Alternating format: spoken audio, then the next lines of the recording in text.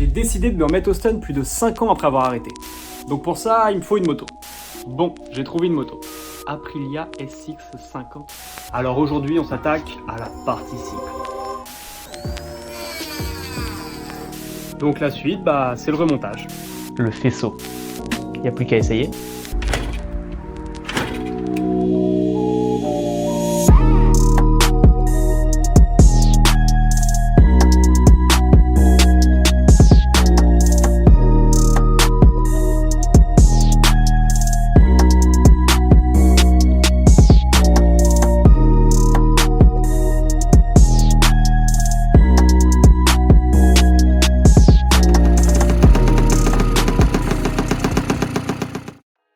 Si vous venez de TikTok, vous avez vu tous les périples pour construire cette moto. Et maintenant, du coup, je vous la présente. Donc du coup, comme vous l'avez peut-être remarqué, c'est pas juste une simple 50, c'est une 50 de stunt. Alors première question, pourquoi est-ce que je suis parti sur une 50 pour faire du stunt? Parce que en soi, c'est pas la meilleure moto du tout. T'as les 125 CBR et t'en as des tas d'autres qui peuvent être très bien pour faire du stunt. Mais moi, c'est mon kiff, la 50, le 2 temps, j'ai commencé là-dessus. Et c'est là-dessus que j'ai le plus progressé. Donc en fait, j'ai eu un 125 CBR entre temps. Et j'avais pas forcément kiffé, parce que mon but c'est vraiment de m'amuser quoi. C'est pas du tout de perf de malade. Donc du coup je suis parti sur une 50. C'est pas très cher, la vidéo elle est facile. Donc premièrement on va s'intéresser au moteur. Qu'est-ce que j'ai fait dessus pour que ça marche bien et pour pouvoir faire du stunt avec surtout. Alors j'ai pas fait compliqué, je lui ai mis un 80 RS alu, carbu de 21, donc celui qui était sur la moto, et après tout le reste est à peu près d'origine, juste changer l'embrayage parce que sinon j'allais le détruire. Et c'est largement suffisant, le but c'est bien. Et c'est largement suffisant pour faire du stunt. Le but c'était pas de dépenser le plus possible dans le moteur pour faire une machine de course. Le but c'était d'avoir quelque chose qui a du couple et qui marche pour faire du stunt quoi. Ensuite niveau modif de stunt, comme vous pouvez le voir juste ici, j'ai rajouté des pegs. Donc les pegs c'est pour pouvoir mettre les pieds quand vous êtes debout sur la moto. Donc ceux-là je les ai achetés sur un site chinois. Ça va très bien. Ensuite je lui ai fait un trou juste à l'arrière dans la coque. Comme ça me permet quand je suis debout en wheeling sur la moto, je peux poser mon pied là, un autre pied sur le pegs. Et j'ai des bons points d'accroche. La transmission, alors la transmission c'est à peu près celle d'origine je crois. En fait j'ai mis des pignons et tout qui traînaient chez moi, on s'en fout. J'ai du 53 à l'arrière et à l'avant c'est du...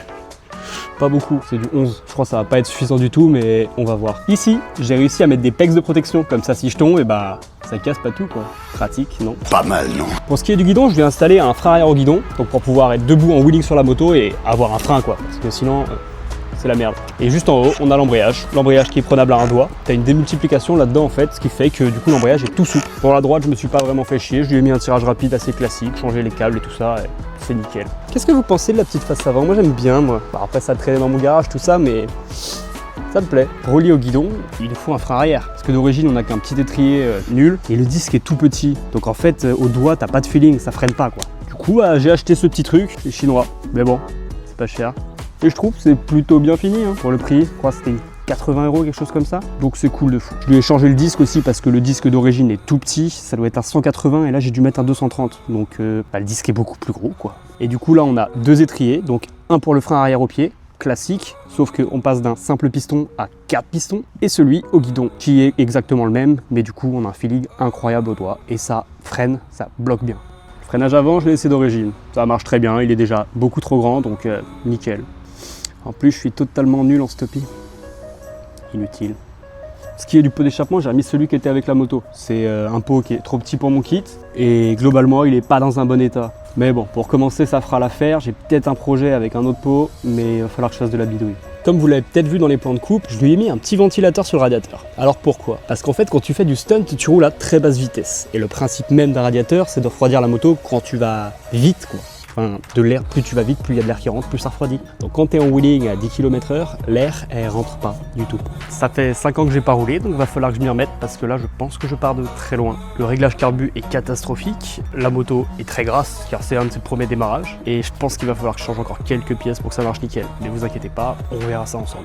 Si vous voulez plus d'infos, si vous voulez en voir plus, j'ai un compte TikTok et je poste même des petits trucs sur Instagram, donc n'hésitez pas, ce sera dans la description de la vidéo. Si vous voulez voir la suite, n'hésitez pas à vous abonner à cette chaîne, mettre un petit pouce bleu pour le référencement, ça me ferait super plaisir. J'ai trop kiffé faire cette moto sur TikTok avec vous, j'ai eu plein de retours, c'était super cool, donc n'hésitez pas à me suivre davantage.